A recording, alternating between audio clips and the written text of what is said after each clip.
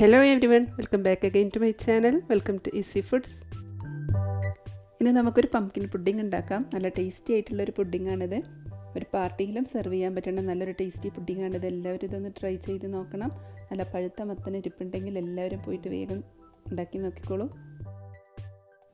സാധാരണയായിട്ട് നമ്മൾ കട്ട് ചെയ്തെടുക്കുന്ന ഒരു കൺസിസ്റ്റൻസിയിലല്ല നമ്മൾ പംകിൻ പുഡിംഗ് ഉണ്ടാക്കുന്നത്. ഒരു ഷെയ്ക്കി കൺസിസ്റ്റൻസിയിലാണ് ഉണ്ടാക്കുന്നത്. സെപ്പറേറ്റ് മോൾഡുകളിൽ ഒഴിച്ചിട്ട് വേണമെങ്കിൽ സെറ്റ് ചെയ്യാം. ഞാനിവിടെ മുഴുവനായിട്ടും ഒരൊറ്റ ബൗളിൽ ഒഴിച്ചെന്നേ ഉള്ളൂ.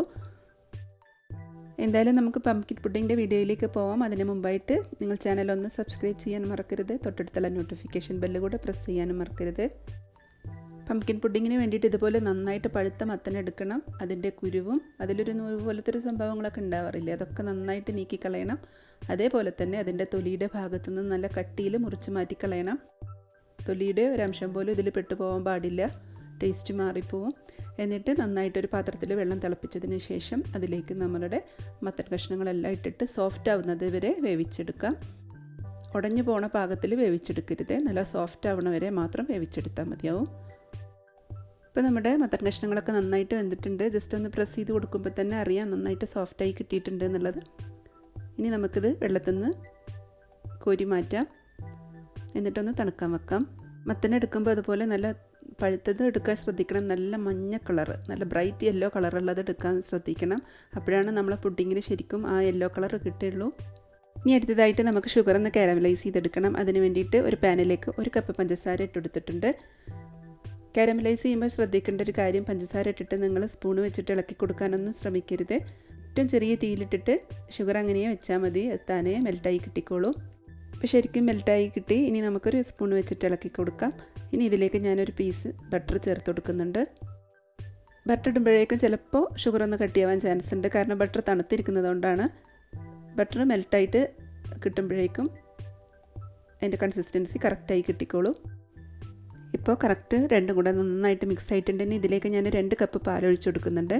പാലൊഴിച്ചെടുക്കുമ്പോഴും സെയിം കാരമലൊന്ന് കട്ടിയാവാൻ ചാൻസ് ഉണ്ട്. അത് പാൽ നന്നായിട്ട് തിളച്ച് അലിയുമ്പോഴേക്കും അതും ശരിയാവും. ഇനി ഇതിലേക്ക് ഞാൻ 1 കപ്പ് കുക്കിംഗ് ക്രീം ചേർത്ത് കൊടുക്കുന്നുണ്ട്. നിങ്ങളുടെ അടുത്ത് ഫ്രഷ് ക്രീമാണ് കിട്ടണമെങ്കിൽ അത് ചേർത്ത് കൊടുത്താൽ മതിയാവും. ഇനി നന്നായിട്ടൊന്ന് മിക്സ് ചെയ്തെടുക്കാം. ഇപ്പം എല്ലാം മിക്സായി ചെറുതായിട്ട് കുറുകി വരുന്നുണ്ട്. ചെറിയ തീയിലേക്ക് മാറ്റി കൊടുക്കണം, തീ കൂട്ടി കൊടുക്കരുത്. കുറച്ച് സമയം എടുക്കുന്നേ ഉള്ളൂ, പക്ഷേ നമുക്ക് നല്ല പെർഫെക്റ്റ് ആയിട്ട് അതിൻ്റെ ടേസ്റ്റ് മാറാതെ തന്നെ അങ്ങനെ കിട്ടും. കുറച്ച് ക്ഷമ വേണമെന്നേ ഉള്ളൂ. അപ്പോൾ ശരിക്കും നല്ലൊരു ടോഫീൻ്റെ ടേസ്റ്റാണ് നമ്മുടെ കാരമൽ സോസിന്.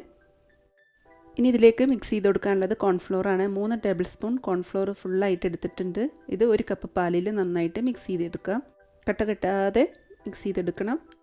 എന്നിട്ട് ഈ മിക്സ് ഇനി നമുക്ക് കാരമൽ സോസിലേക്ക് ചേർത്ത് കൊടുക്കാം. കോൺഫ്ലോർ മിക്സ് ചേർത്ത് കൊടുക്കുമ്പോഴും ചേർത്ത് കഴിഞ്ഞിട്ടും തീ ചെറുതായിട്ടിരിക്കാൻ പ്രത്യേകം ശ്രദ്ധിക്കണം. കട്ട കെട്ടാൻ ചാൻസ് ഉണ്ട്. അപ്പോൾ തുടരെ ഇളക്കിക്കൊണ്ടിരിക്കണം. സ്പൂണ് മാറ്റാതെ ഇളക്കി കൊടുത്തുകൊണ്ടേയിരിക്കണം.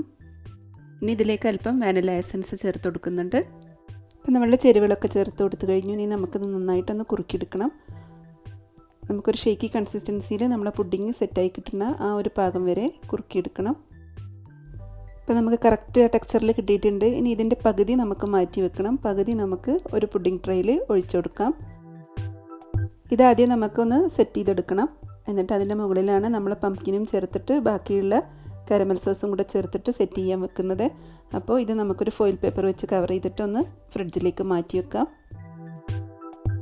ഈ ഒരു മിക്സി ജാറിലേക്ക് നമ്മൾ വേവിച്ച് വെച്ചിട്ടുള്ള പംകിൻസ് ഇട്ട് കൊടുക്കാം. ഇതിലേക്ക് 1/4 കപ്പ് മിൽക്ക് മെയ്ഡ് ചേർത്ത് കൊടുക്കാം. ഇനി ഇതിലേക്ക് 1/4 കപ്പ് കുക്കിംഗ് ക്രീമും കൂടെ ചേർത്ത് കൊടുക്കാം. ഇനി ഇതെല്ലാം കൂടെ നന്നായിട്ടൊന്ന് അരച്ചെടുക്കുക. ഒരു തരി പോലും ഇല്ലാതെ നല്ല ക്രീം പോലെ അരച്ചെടുക്കണം. ഇതിലേക്ക് ഒരല്പം വാനില എസൻസും കൂടെ ചേർത്ത് കൊടുക്കുന്നുണ്ട്. എല്ലാം കൂടെ നന്നായിട്ട് മിക്സ് ചെയ്തെടുക്കാം. ഇനി ഇതിലേക്ക് ഞാനൊരു 5 ഗ്രാം ജലാറ്റിൻ ഡബിൾ ബോയിൽ മെത്തേഡിൽ മെൽറ്റ് ചെയ്തത് ചേർത്ത് കൊടുക്കുന്നുണ്ട്. കാരണം നമ്മളുടെ കോൺഫ്ലോർ മിക്സിൻ്റെ പകുതി നമ്മൾ ഒരു ലെയർ സെറ്റ് ചെയ്യാൻ വേണ്ടി മാറ്റി വെച്ചു. അപ്പോൾ ഇതിൽ സെറ്റിംഗ് കൺസിസ്റ്റൻസി കുറവായിരിക്കും. അതിന് വേണ്ടിയിട്ടാണ് 5 ഗ്രാം ജലാറ്റിൻ ഡബിൾ ബോയിൽ മിക്സിൽ ചേർത്ത് കൊടുത്തത്. ഇനി നമ്മൾ ബാക്കി വെച്ചിട്ടുള്ള കാരമൽ സോസും കൂടെ ഇതിലേക്ക് ചേർത്ത് കൊടുത്തിട്ട് നന്നായിട്ടൊന്ന് മിക്സ് ചെയ്തെടുക്കാം. ജലാറ്റിൻ മിക്സ് ചേർത്തിട്ട് പിന്നീട് തിളപ്പിക്കേണ്ട ആവശ്യമൊന്നുമില്ല. എല്ലാം കൂടെ ഒരുമിച്ച് മിക്സിയിലിട്ടിട്ട് നന്നായിട്ട് അരച്ചെടുത്താൽ മതി. ഇപ്പം നമ്മൾ ഓൾറെഡി മിക്സ് ചെയ്ത മിക്സും അതിൻ്റെ കൂടെ ജലാറ്റിൻ മെൽറ്റ് ചെയ്തതും പിന്നെ നമ്മൾ കാരമൽ സോസിൻ്റെ ഒരു പോർഷൻ മാറ്റി വെച്ചതും കൂടെ ചേർത്തിട്ട് നന്നായിട്ട് മിക്സ് ചെയ്തെടുക്കാം. ഇപ്പം നമ്മളുടെ രണ്ടാമത്തെ ലെയറിന് വേണ്ടിയിട്ടുള്ള മിക്സ് റെഡി ആയിട്ടുണ്ട്. ഇനി നമ്മൾ ആദ്യം സെറ്റ് ചെയ്യാൻ വെച്ച ലെയർ ഉണ്ട്, അത് ഫ്രിഡ്ജിൽ നിന്ന് പുറത്തെടുത്തിട്ടുണ്ട്. ഇനി അതിലേക്ക് ഡയറക്റ്റ് ഒഴിച്ചു കൊടുക്കരുത്. ഒരു സ്പാച്ചുല എന്തെങ്കിലും വെച്ചിട്ട് അതിൻ്റെ മുകളിലേക്ക് ആക്കിയിട്ട് ഒഴിച്ചു കൊടുത്താൽ മതി. അപ്പോഴേ 2 ലെയറും സെപ്പറേറ്റ് ആയിട്ട് നമുക്ക് കിട്ടുള്ളൂ. ഇനി ഒന്നും കൂടെ നമുക്ക് ഫോയിൽ പേപ്പർ കവർ ചെയ്തിട്ട് ഇതൊന്ന് സെറ്റ് ചെയ്യാൻ വെക്കാം. നന്നായിട്ട് സെറ്റ് ചെയ്യുന്നതിൻ്റെ മുമ്പേ എടുത്തിട്ട് നിങ്ങൾക്ക് ഇഷ്ടമുള്ള രീതിയിൽ ഗാർണിഷ് ചെയ്തെടുക്കാം. ഞാനിവിടെ വളരെ സിമ്പിളായിട്ടേ ചെയ്തിട്ടുള്ളൂ. കുറച്ച് കാഷ്യൂ നട്ട്സും കുറച്ച് വെളുത്ത എള്ളും കൂടെ വെതറി കൊടുത്തിട്ട് മാത്രമേ ഗാർണിഷ് ചെയ്തെടുത്തിട്ടുള്ളൂ. നിങ്ങൾക്ക് ഇഷ്ടമുള്ള രീതിയിൽ ടോപ്പിംഗ് ചെയ്തെടുക്കാം. അങ്ങനെ നമ്മുടെ വളരെ ടേസ്റ്റി ആയിട്ടുള്ള പംപ്കിൻ പുഡിംഗ് ഇവിടെ റെഡി ആയിട്ടുണ്ട്. എല്ലാവരും ഇതൊന്ന് ട്രൈ ചെയ്ത് നോക്കണം. നിങ്ങളുടെ അഭിപ്രായങ്ങൾ അറിയിക്കണം. വീഡിയോ ഇഷ്ടമായ ലൈക്ക് ചെയ്യണം, ഷെയർ ചെയ്യണം. നിങ്ങളുടെ ഫ്രണ്ട്സിന് എല്ലാവർക്കും ഷെയർ ചെയ്ത് കൊടുക്കണം. Thank you for watching my channel. ഇൻഷാ അല്ലാഹ് മറ്റൊരു ഈസി റെസിപ്പിയുമായി അടുത്ത വീഡിയോയിൽ കാണാം. അതുവരേക്കും ബൈ. Thank you.